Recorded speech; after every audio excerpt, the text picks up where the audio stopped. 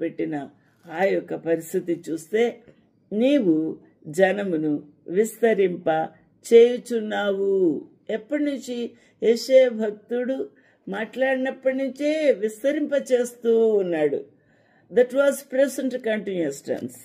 కాబట్టి విస్తరింప చేయుచున్నావు అనే మాట ఆయన జరిగించుచూ ఉన్న కార్యమును గూర్చి యెషయా భక్తుడు మాట్లాడుతున్నాడు. కానీ ఎప్పటికీ ఆ యొక్క కనులారా చూసి ఉన్నారు ఆ ప్రభువుని, దాదాపు 700-800 సంవత్సరములు తర్వాత. ఆ విధంగా ప్రభు యొక్క అద్భుతమైన ఈ యొక్క ప్రవచనములు ఆయా సమయాల్లో నెరవేరిని. నా ప్రియులారా, ఈ యొక్క సంతోషము వారి జీవితాల్లో సంతోషము ఏం చేసి ఉన్నారట? విస్తరింప చేసి ఉన్నావు, వృద్ధి పరచుచూ ఉన్నావు. దేవునికి మహిమ కలుగును గాక. వృద్ధి పరచుచూ ఉన్నాడు. కాబట్టి వృద్ధి పరిచిన రీతిని బట్టి ఆ ప్రజల హృదయాల్లో సంతోషము నిండుగా పొంగి పొర్లుతున్నట్టుగా మనము చూస్తున్నాం. దేవునికి మహిమ కలుగును గాక.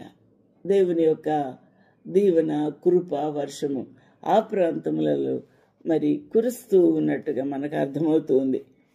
ఆ విధంగా దోపుడు సొమ్ము పంచుకొను వారు ఏ విధంగా సంతోషిస్తారో, ఎంతగా మరి వారి యొక్క హృదయం పొంగిపోతుందో, ఆ విధంగా ఇక్కడ ఈ జనములు ప్రభువుని చూసినప్పుడు, ప్రభు వాక్యములను విన్నప్పుడు, ఆ యొక్క ఆశ్చర్యములు, అద్భుత కార్యాలు జరుగుతూ ఉన్నప్పుడు వారి హృదయాలు ఉప్పొంగినవి అని మనకు అర్థమవుతుంది.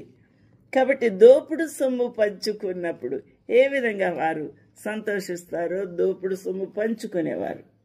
ఆ విధంగా ప్రభు యొక్క వాక్యమును విన్నప్పుడు, అద్భుత ఆశ్చర్యాలు జరుగుతూ ఉన్నప్పుడు వారు, అక్కడి ప్రజలు సంతోషించుచు ఉన్నారు.